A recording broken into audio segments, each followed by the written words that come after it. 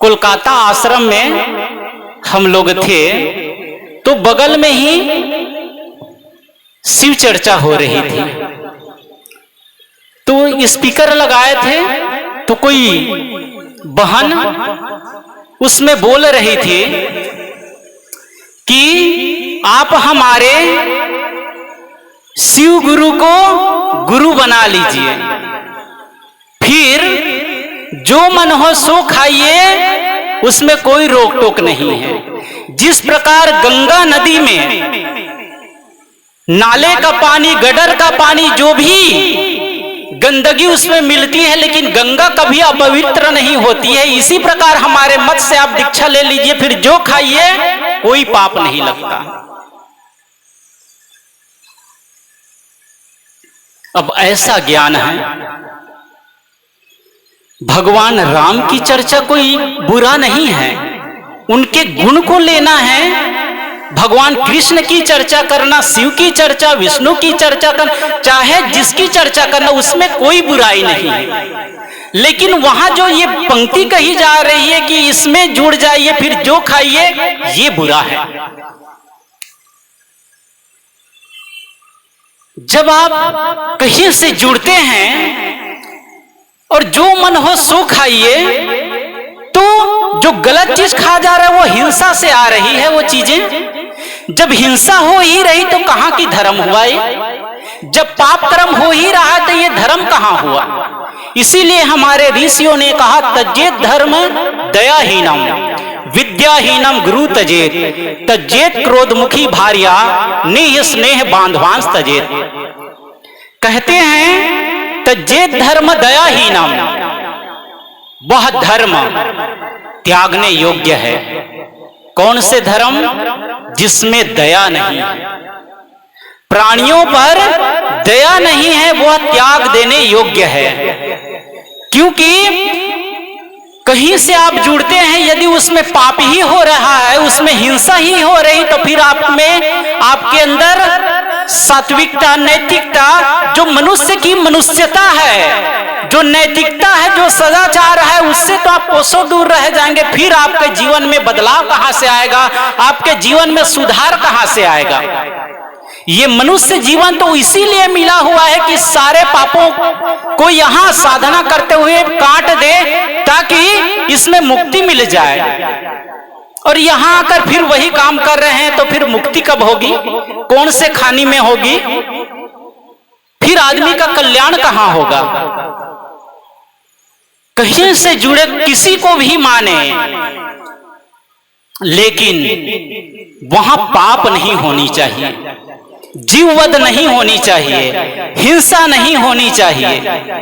उससे यदि दूर है तो सचमुच आप भक्त हैं, सत्संगी हैं।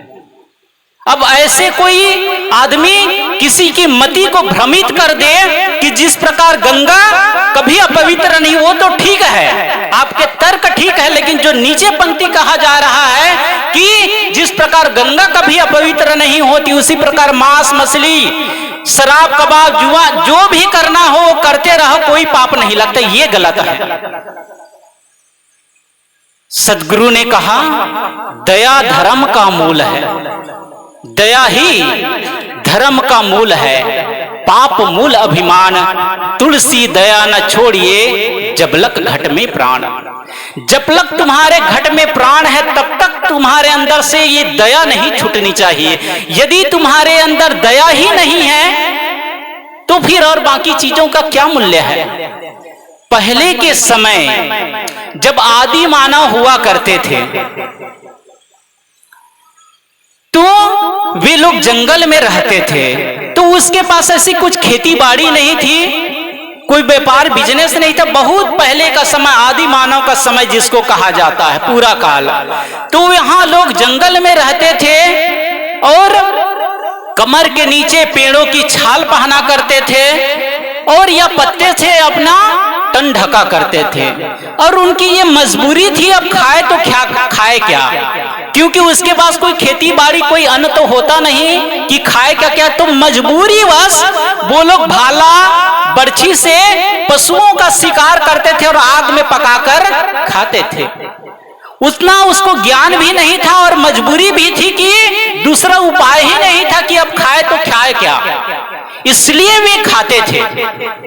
लेकिन आज के समय तो किसी चीज की कमी नहीं है।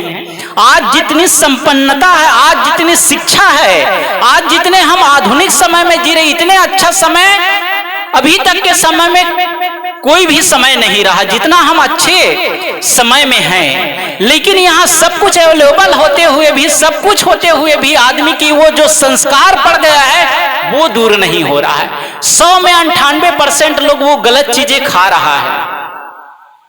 ये मनुष्य का भोजन नहीं है। विदेशों में कई ऐसे प्रदेश हैं जहां बर्फीली जगह है, जहां खेती बाड़ी की सुविधा नहीं है, तो वहां के लोग ठंड से बचने के लिए या अपनी सुधा भूख प्यास दूर करने के लिए मांस खाते हैं। यहां जैसे बच्चे लोग फास्ट फूड खाते हैं ना, कुरकुरे इत्यादि, क्या बच्चे वैसे पैकेट में विदेशों में ये मांस बिकता है। वहां जाकर सब सप्लाई होता है और वहां के लोग उसको खाते हैं ठंडी निवारण के लिए या अज्ञानतावश जो कहिए वो खाते हैं। लेकिन यहां जो देश राम कृष्ण बुद्ध महावीर सदगुरु कबीर मीरा सबरी सावित्री की ये जन्मभूमि, इन्होंने कब मांस खाया है? उसकी हम प्रार्थना करते, इबादत करते हैं, गुणगान गाते हैं कि वो ऐसे थे, वो ऐसे थे। उन्होंने कब मांस खाया? कब गलत चीज खाया? कब अंडा मांस मछली खाया?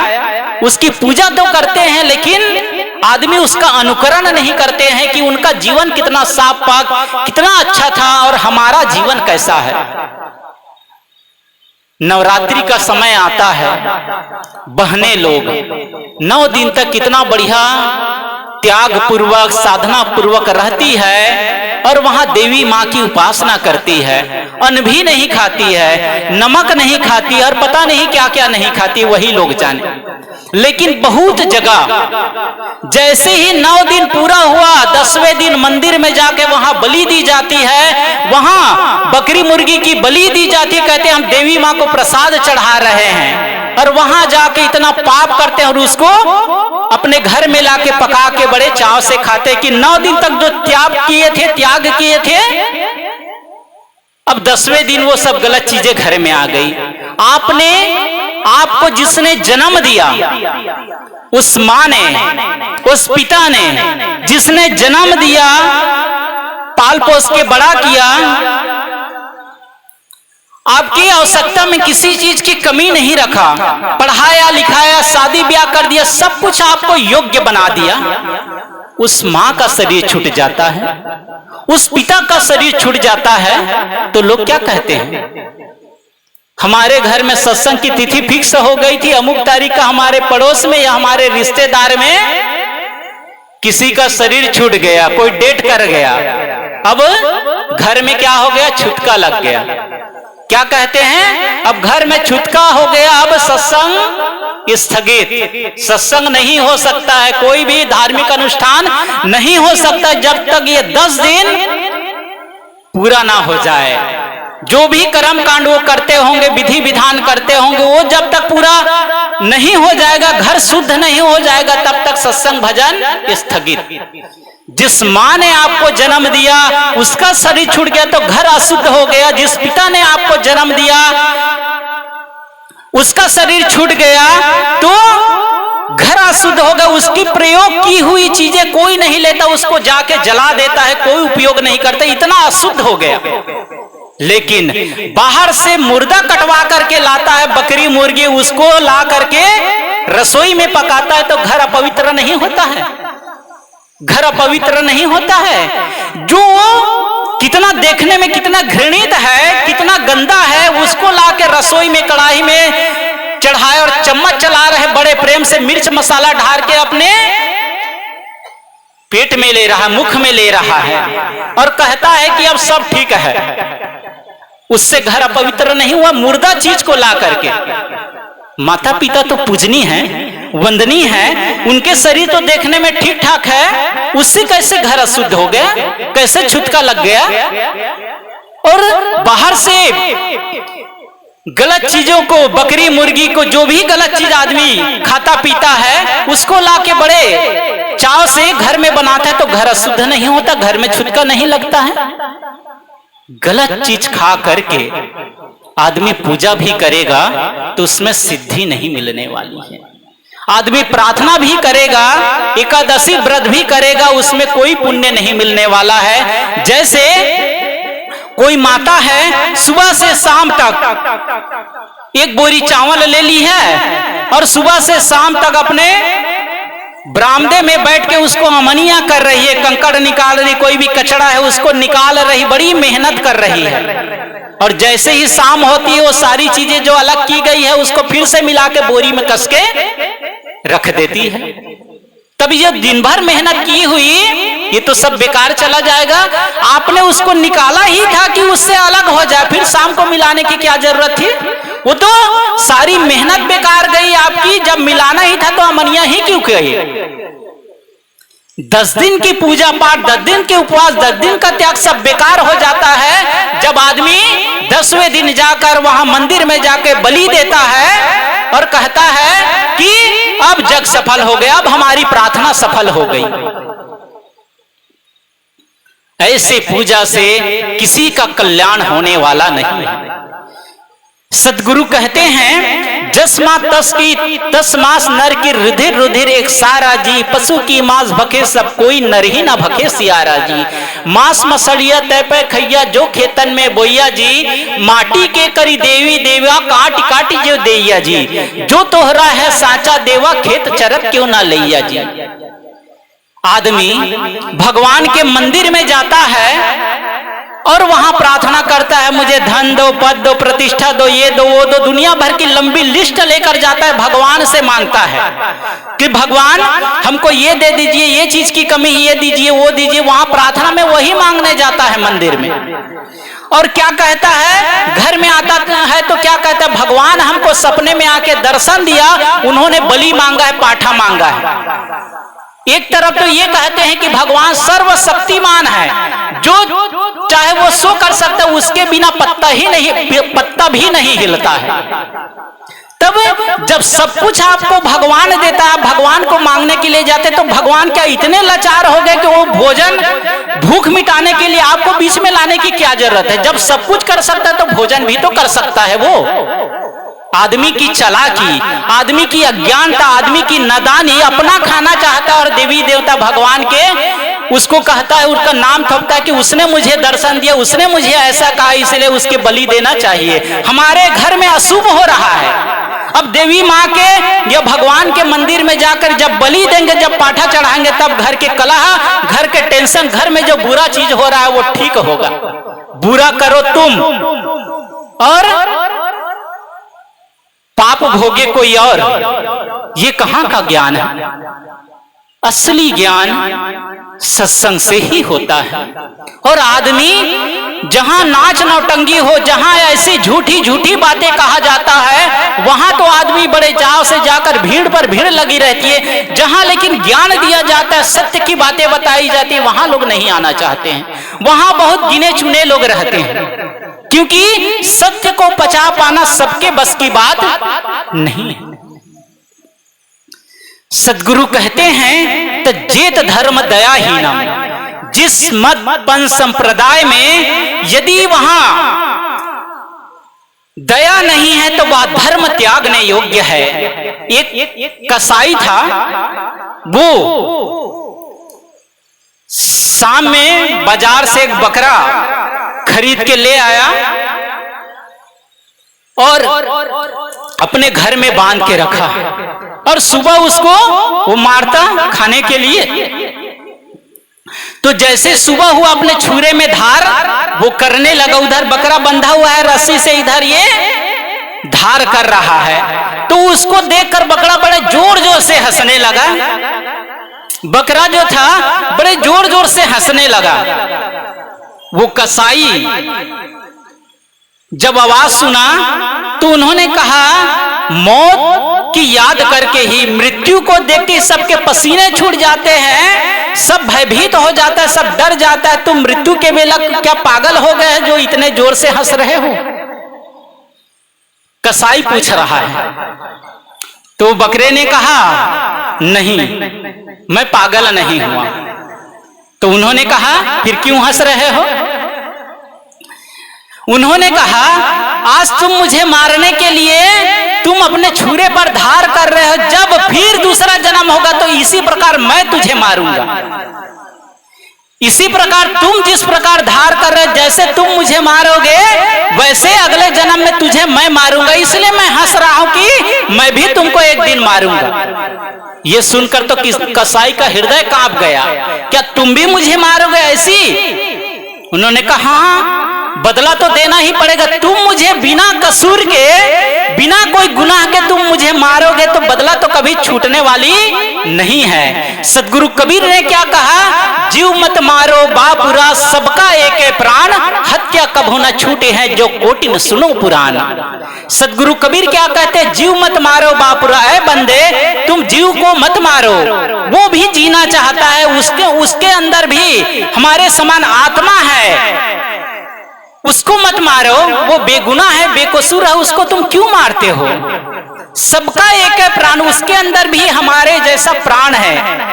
हमको थोड़ी सी खरोच लग जाती है, थोड़ी उंगली कट जाती तो कितना दर्द होता है, थोड़ी सी उंगली कट जाती तो कितना दर्द होता है, बहुत दर्द होता है।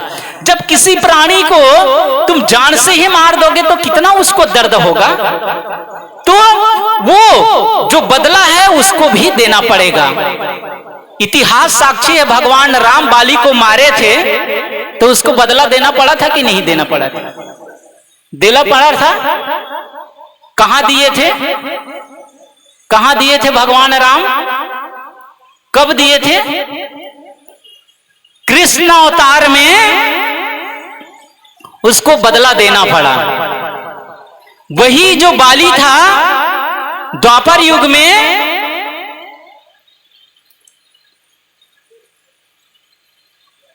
व्याध नाम के शिकारी बना और राम, भगवान श्री राम कृष्ण, श्री कृष्ण के रूप में अवतार लिए।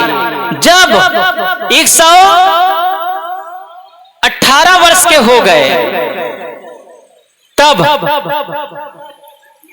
गृह कलेश से वो उपराम होकर चले गए जंगल में तप करने के लिए, और वहीं वो एक पेड़ के छांव में पैर पसार कर लेटे हुए थे। तो व्याधि देखता है कि लगता है कोई मृग बैठा है पेड़ की छांव में विश्राम करने के लिए, वहीं से बाण छोड़ देता है और उसी बाण से ही भगवान श्री कृष्ण की मृत्यु हो जाती है। सदगुरु कबीर क्या कहते? आपन कर्म न मेटो जाई, कर्म का लेखा मिटे धव कैसे जो युग कोटि सिराई।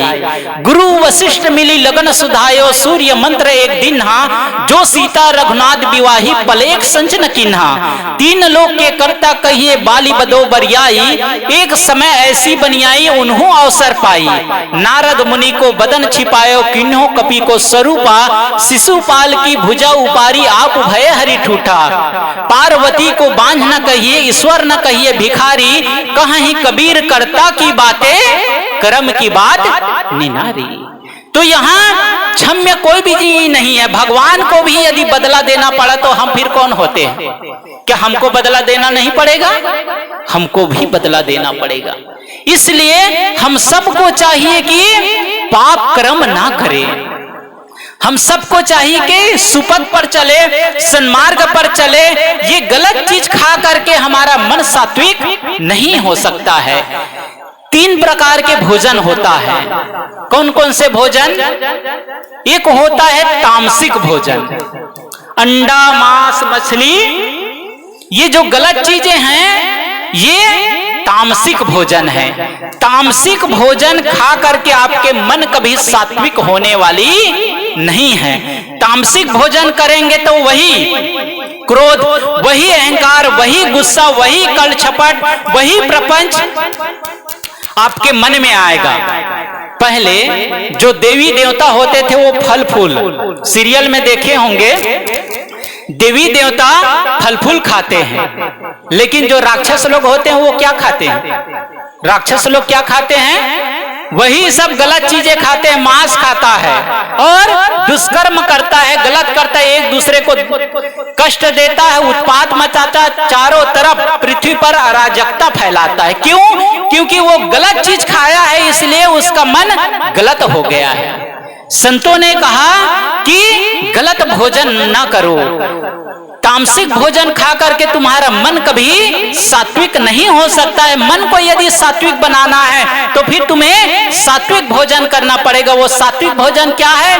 अन्न है, दाल भात रोटी सब्जी फल फूल दूध दही मेवा मिष्ठान, कितने व्यंजन है मनुष्य के खाने के लिए कि गणना करना मुश्किल है। आज भी पशु अपने धर्म में जी रहा है, पशु अपना भोजन पहचानता है कि मेरा भोजन क्या है।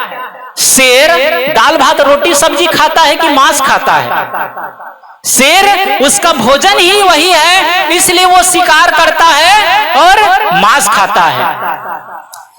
मनुष्य को ये प्रकृति शाकाहारी बनाया है, अन्नमय कोष बनाया है। ये मनुष्य को मांसाहारी प्राणी नहीं बनाया। मांसाहारी प्राणी जो होते हैं उसके देखे होंगे, उसके जो नाखून होते हैं कैसे नोकीले होते हैं। मांसाहारी जो प्राणी होते हैं उसके नाखून नोकीले होते हैं ताकि वो शिकार करके अपने से खा सके।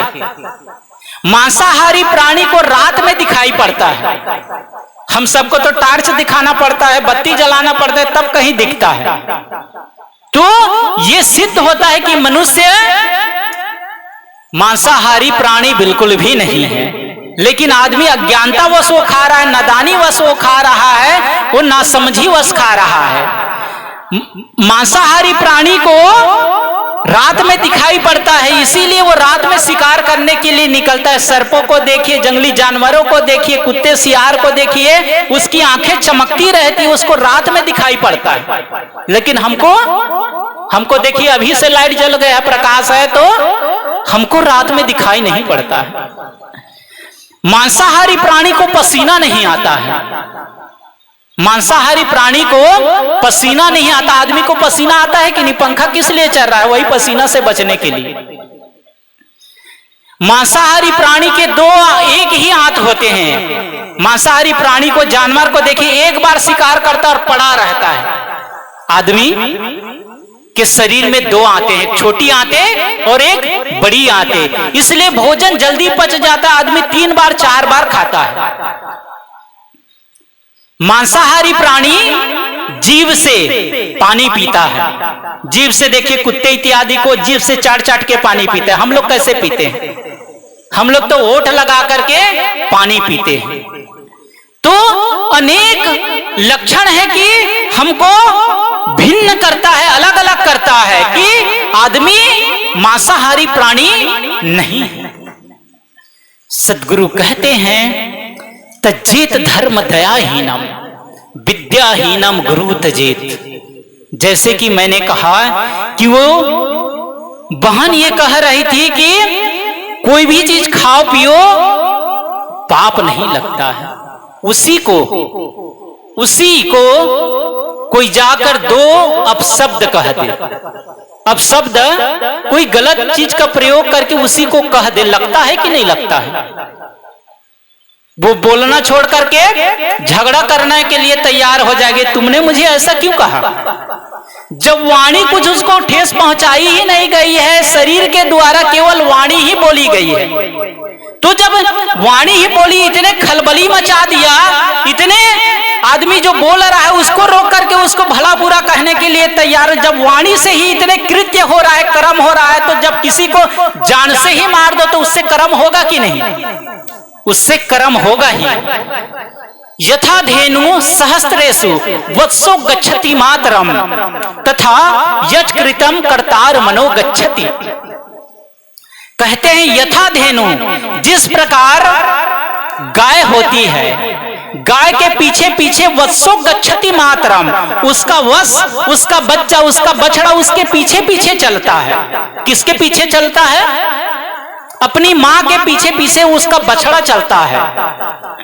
सद्गुरु कहते हैं, संत जन कहते हैं, तथा वैसे ही, तथा यज कृतम, किया हुआ कर्म कर्तार मनोगच्छति, कर्ता के पीछे पीछे चलता है उसको दुख देने के लिए। जिस प्रकार गाय के पीछे पीछे उसका बछड़ा चलता है, इसी प्रकार गलत किए हुए व्यक्ति के पीछे पीछे उसके पीछे वो बुराइयां चलती है उसको दुख देने के लिए। मुक्ति कहीं नहीं है, छुटकारा कहीं नहीं है। एक भजन में आया है ना, तरसते हैं जिसके लिए देवता, इसकी महिमा है कैसी तुम्हें अब बता। हाय जन्म अमोल हीरा को दिया है, जन्म अमोल रतन को दिया। सोच रे मन से पा भला क्या किया, प्रभु ने मानुष जन्म तुमको कैसा दिया। सोच रे मन से पा भला क्या किया। प्रभु ने, परमात्मा ने तुम्हें मनुष्य का जीवन दिया, इससे तुम भलाई कर रहे हो कि बुराई कर रहे हो। परमात्मा कहते हैं कि तरसते हैं जिसके लिए देवता, देवता भी तरसते हैं मनुष्य के जीवन पाने के लिए। क्यों तरसते हैं? क्योंकि जो देवता होते हैं उसकी मुक्ति नहीं हो सकती। उसको स्वर्ग तो मिल गया लेकिन उसकी मुक्ति नहीं मिली। वही मुक्ति पाने के लिए, वही कल्याण के लिए देवता लोग भी तरसते हैं कि जो मनुष्य का जीवन है वो स्वतंत्र जीवन है। वहां मनुष्य यदि सत्कर्म करे, अच्छे कर्म करे, सारे मनोविकार, सारे बंधनों को यदि उस जीवन में काट दे तो उसकी मुक्ति हो सकती है। इसलिए यदि हमको भी मनुष्य जीवन पाने का सौभाग्य मिल जाता तो हमारा भी सौभाग्य जग जाता और हमारी भी मुक्ति हो जाती। ये जो भगवान राम, भगवान श्री कृष्ण के जो आपको संदेश, मैसेज दिया गया, तो उनकी मुक्ति नहीं, उसको भी मनुष्य जीवन में आना पड़ेगा, स्वतंत्र कर्म करना पड़ेगा, अच्छे कर्म करना पड़ेगा, तब मुक्ति होगी। तो ये भजन में आया है कि तरसते हैं जिसके लिए देवता, वो उसकी महिमा है कैसी तुम ही अब बता। उसकी कितनी महिमा है तुम थोड़ा विचार तो करो। पुण्य करने से स्वर्ग मिल जाता है, लेकिन वो स्वर्ग का सुख भी स्थायी नहीं है। कहावत है, कहा जाता है कि छीने पुणे मृत्यु लोके। जब तक आपके पास पुण्य कर्म है तभी तक आपको स्वर्ग में वास होगा। जैसे आप 10,000 रुपए लेकर कहीं विदेश घूमने चले, जब तक आपके पैकेट में वो पैसा है तब तक ही आप घूम सकते हैं। जैसे ही पैसा खत्म होने वाला उसके पहले ही आप वीजा बना करके आ जाइए, नहीं तो पैसा भी खत्म हो जाएगा तो वहीं रोजी मंजूरी करना पड़ेगा, आ भी नहीं पाएंगे बिना पैसा के। तो जब वैसे ही जिस प्रकार आपके पास पैसा है तो आप जहां घूमिए और वहां से फिर एक दिन आपको वापस आना। इसी प्रकार जब तक आपके पास पुण्य कर्म है तभी तक आपका स्वर्ग में वास होगा। क्षीणे पुण्य मृत्यु लोके, जैसे ही पुण्य क्षीण होगा वो मृत्यु लोक में आपको फिर से आना पड़ेगा अच्छे कर्म करने के लिए, पुण्य अर्जित करने के लिए। तो स्वर्ग का सुख भी स्थायी नहीं है, यह भी क्षीण हो जाता है। तो जो क्षीण हो जाए, जो स्थायी नहीं है, वो उसमें हमारा ध्यान क्यों लगाए? हम अपना ध्यान वहां लगाए जो स्थायी है। स्थायी क्या है? स्थायी क्या है? जो आत्मा है वही स्थायी है, उसके जन्म, उसके मृत्यु नहीं होती है। लेकिन बाकी जो ये शरीर है वो जन्मता मरता है। जो चीजें हैं वो छूटती है और मिलती है। संसार के कुछ भी चीजें हैं वो मिलती है, बिछुड़ती है। यहाँ कुछ भी स्थायी नहीं। स्थायी है तो केवल अपनी आत्मा है, वो परमात्मा है। उससे ही आत्मा का परमात्मा से यदि कनेक्शन हो जाए, वही हमारा ध्यान लग जाए, वही हमारा टिक जाए, हमारा मन, सारे बंधन कट जाए। तो जिस प्रकार नौका रस्सी से जब तक बंधी होती है तब तक वो यात्रा नहीं कर सकती, जैसे ही वो रस्सी का बंधन छोड़ दिया जाए वो नौका अनंत यात्रा पर निकल जाती। वैसे जब सारे बंधन कट जाते हैं तभी इस जीव की मुक्ति होती, उसका कल्याण होता है। तो जब तक ये पाप कर्म होते रहेंगे तब तक ये बंधन बनता ही रहेगा।